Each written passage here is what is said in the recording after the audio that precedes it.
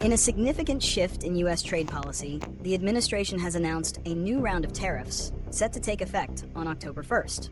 These tariffs, which impose a 100% duty on branded and patented pharmaceuticals, 50% on kitchen cabinets and bathroom vanities, and 25% on heavy trucks, mark a dramatic escalation in the country's protectionist stance. Proponents argue the measures are necessary to boost domestic manufacturing and protect national interests, while critics warn of severe economic consequences. This analysis explores the details of the new tariffs, the underlying reasons for their implementation, their potential consequences, and possible solutions to the challenges they pose. Summary and analysis of the tariff landscape. The new tariffs are highly targeted and carry substantial financial penalties.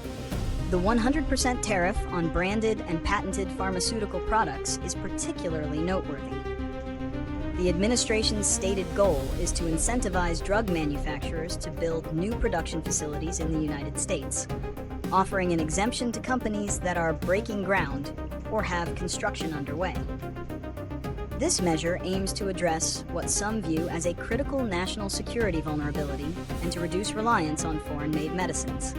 However, with the U.S. having imported nearly $233 billion in pharmaceutical products in 2024, a tariff of this magnitude could have a profound and immediate impact on healthcare costs, potentially raising prices for essential medicines and affecting the expenses of Medicare and Medicaid. In the housing and transportation sectors, the tariffs are also poised to create significant ripple effects. The 50% tariff on kitchen cabinets and bathroom vanities is justified by the administration's claim that foreign products are flooding the U.S. market and harming domestic manufacturers.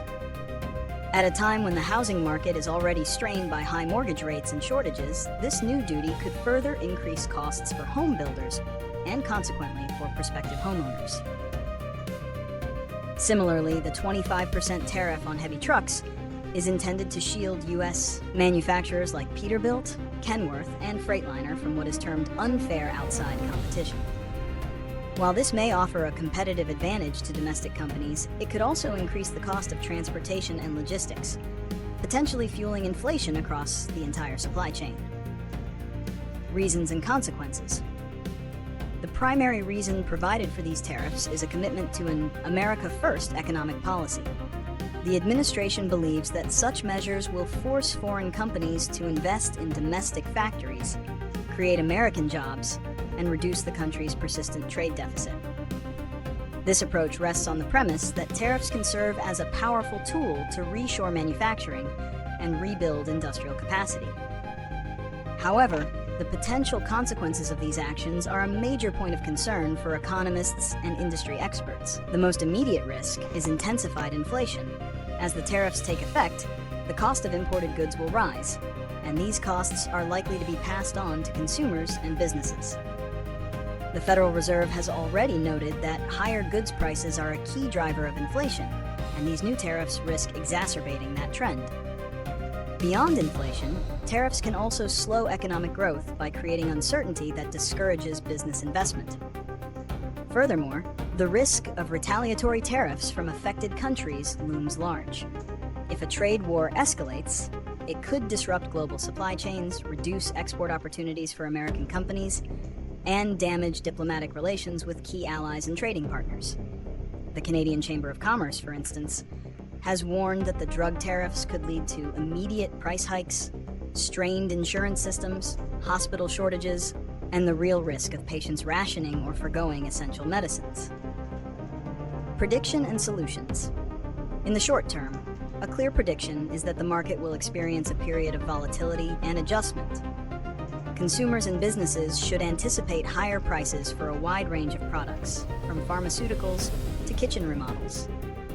Some foreign manufacturers may opt to absorb a portion of the tariff cost to remain competitive, but this is unsustainable in the long run. The policy's success in compelling a significant number of companies to build new U.S. factories remains a subject of intense debate, especially given the lack of evidence that prior tariffs have led to substantial job creation. While tariffs are one method for addressing trade imbalances, alternative solutions could achieve similar goals with less risk.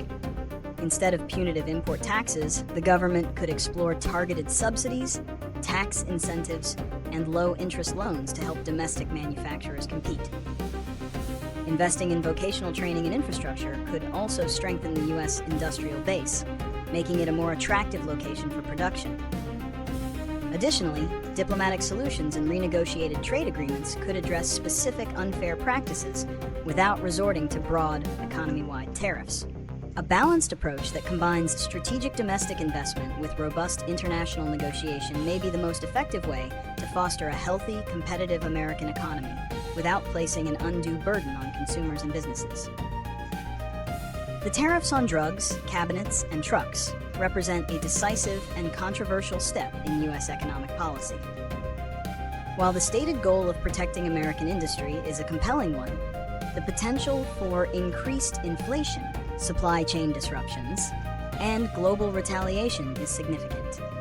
The coming months will be a crucial test of whether these tariffs can achieve their intended purpose without causing substantial collateral damage to the American economy.